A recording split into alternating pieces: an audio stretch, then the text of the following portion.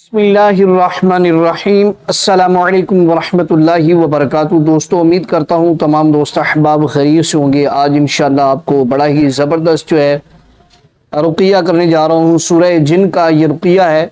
सूरह जिन ये नबी करीम अलैहिस्सलातु वस्सलाम पर ये जो नाजिल हुई है, ये ख़ास तौर पर मुसलमानों के लिए इसमें फ़वाइद भी हैं और इसमें मुसलमानों के लिए नसीहत भी है, चाहे वो इंसान है या जिन्नात हैं। कुरान करीम में अल्लाह तबारक व तआला सूरह बनी इसराइल के अंदर फरमाता है, वनुनज़्ज़िलु मिनल क़ुरआनि मा हुवा शिफ़ाउन व रहमतुल लिल मुमिनीन वला यज़ीदुल ज़ालिमीना इल्ला ख़सारा। और हमने कुरान को मोमिनों की शिफा के लिए ही उतारा है और जालिमों को इससे नहीं पहुंचता मगर खसारा यानी नुकसान।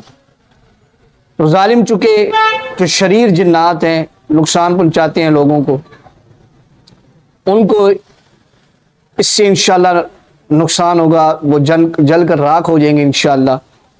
और जो मुसलमान हैं इंशाअल्लाह उनको इससे फ़ायदा होगा।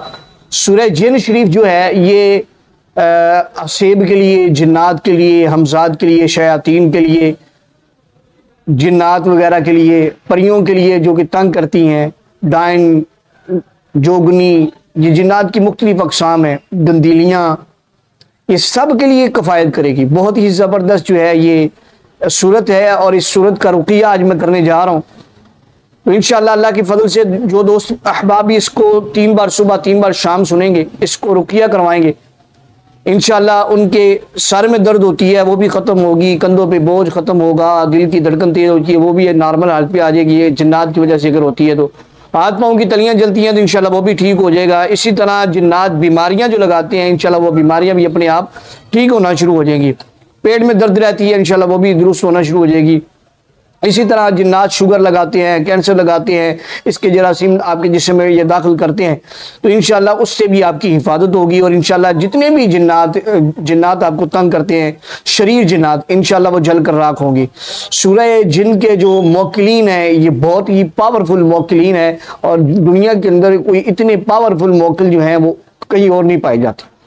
बहुत ही ज़बरदस्त जो है वो मैं आपको आज रुक़िया करने जा रहा हूँ।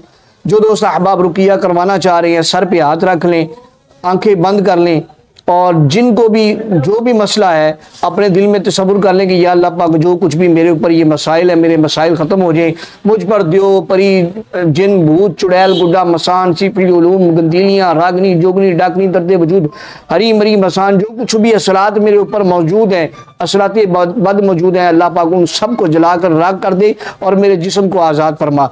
इसकी नीयत फरमा कर जो है आप इसको सुने, इंशाअल्लाह आपको फ़ायदा होगा। आइए रुक़िया शुरू करते हैं। अऊज़ु बिल्लाहि मिनश शैतानिर रजीम, बिस्मिल्लाहिर रहमानिर रहीम। अल्लाहुम्मा सल्लि अला सय्यिदिना व मौलाना मुहम्मदिन मअदिनिल जूदि वल करमि व आलिहि व बारिक व सल्लिम। अल्लाहुम्मा सल्लि अला सय्यिदिना व मौलाना मुहम्मदिन मअदिनिल जूदि वल करमि व आलिहि व बारिक व सल्लिम। बिस्मिल्लाहिर रहमानिर रहीम। क़ुल ऊहिय इलय्या अन्नहु इस्तमअ नफ़रुम मिनल जिन्नि फ़क़ालू इन्ना समिअना क़ुरआनन अजबा यहदी इलर रुश्दि फ़आमन्ना बिहि वलन नुश्रिक बिरब्बिना अहदा व अन्नहु तआला जद्दु रब्बिना मत्तख़ज़ साहिबतन वला वलदा वअन्नहु कान यक़ूलु सफ़ीहुना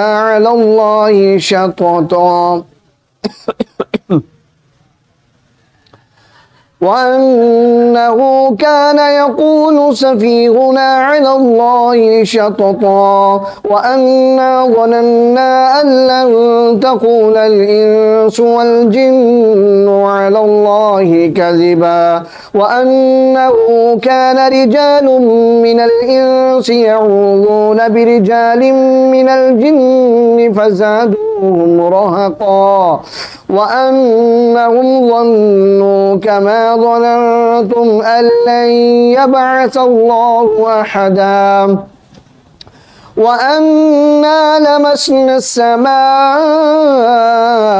فوجدناها ملئت حرسا شديدا وشهبا وأنا كنا نقعد منها مقاعد للسمع فمن يستمع الآن يجد له شهابا رصدا وأنا لا ندري أشر أريد بمن في الأرض أم أراد بهم ربهم رشدا وأنا منا الصالحون ومنا دون ذلك كنا طرائق قددا وأنا ظننا أن لن نعجز الله في الأرض ولن نعجزه هربا وأنا لما سمعنا الهدى آمنا به فمن يؤمن بربه فلا يخاف بخسا ولا رهقا وأنا منا المسلمون ومنا القاسطون فمن أسلم فأولئك تحروا رشدا وأما القاسطون فكانوا لجهنم حطبا وأن لم استقاموا على الطريقة لأسقيناهم ماء